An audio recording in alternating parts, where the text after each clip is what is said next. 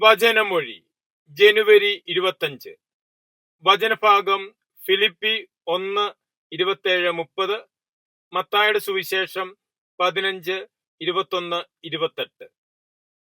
വിശുദ്ധ മത്തായി അറിയിച്ച നമ്മുടെ കർത്താവ് ഈശോ മിശിഹായുടെ പരിശുദ്ധ സുവിശേഷം.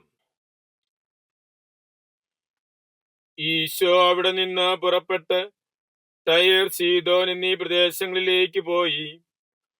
അപ്പോൾ ആ പ്രദേശത്ത് നിന്ന് ഒരു കാനാൻകാരി വന്ന് കരഞ്ഞുകൊണ്ട് പറഞ്ഞു, കർത്താവേ, ദാവീദിന്റെ പുത്ര, എന്നിൽ കനിയണമേ.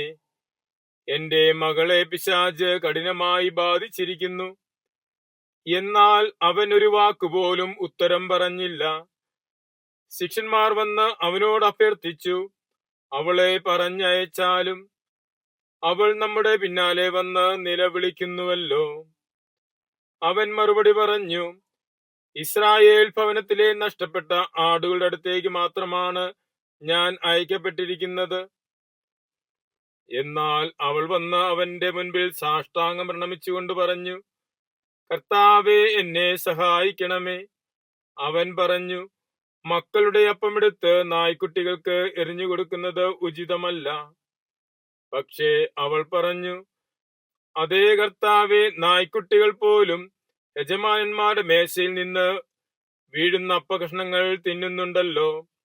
അപ്പോൾ ഈശോ പറഞ്ഞു, സ്ത്രീയെ, നിന്റെ വിശ്വാസം വലുതാണ്. നീ ആഗ്രഹിക്കുന്നത് പോലെ നിനക്ക് ഭവിക്കട്ടെ. ആ സമയം മുതൽ അവളുടെ പുത്രി സൗഖ്യമുള്ളവളായി. ഈശോയിൽ സ്നേഹമുള്ളവരെ, സുവിശേഷത്തിൽ ശ്രവിച്ചത് ഒരു കാനാൻകാരി സ്ത്രീ ഈശോയുടെ പക്കൽ കരഞ്ഞുകൊണ്ട് വന്ന് യാചിക്കുന്നതാണ്. തന്റെ മകളെ പിശാച് ബാധയിൽ നിന്നും സൗഖ്യപ്പെടുത്തണമേ എന്നതാ പ്രാർത്ഥന. ഈശോ ആ പ്രാർത്ഥനയ്ക്ക് പെട്ടെന്ന് ഉത്തരം നൽകുന്നതായി നാം കാണുന്നില്ല. അവൾ വീണ്ടും ഈശോയുടെ പുറകെ പ്രാർത്ഥിച്ചുകൊണ്ട് നടന്നപ്പോൾ ശിഷ്യന്മാർ അവൾക്ക് വേണ്ടി മധ്യസ്ഥം വഹിക്കുന്നുണ്ട്. എങ്കിലും ഈശോ പെട്ടെന്ന് അവളുടെ പ്രാർത്ഥനയ്ക്ക് ഉത്തരം നൽകുന്നില്ല. ഈശോ അവസാനം അവളോട് പറയുന്നത് നിന്റെ വിശ്വാസം വലുതാണ് എന്ന.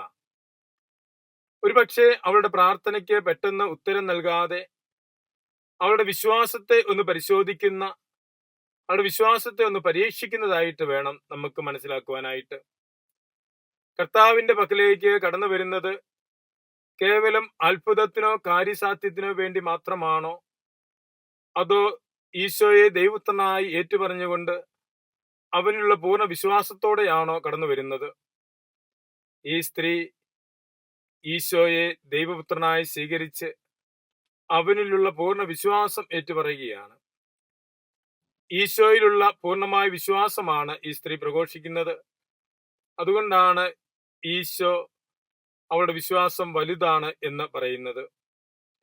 നമ്മുടെയൊക്കെ ജീവിതത്തിലും പ്രാർത്ഥനകൾക്ക് പെട്ടെന്ന് ഉത്തരം ലഭിക്കാതെ വരുമ്പോൾ നിരാശ അടയാനോ കർത്താവിനെ തള്ളിപ്പറയാനോ അല്ല, നമ്മുടെ വിശ്വാസത്തിന്റെ ഒരു പരിശോധനയായിട്ട്, വിശ്വാസത്തിന്റെ ഒരു പരീക്ഷണമായിട്ട് നമുക്കതിനെ ദർശിക്കുവാനായിട്ട് സാധിക്കണം.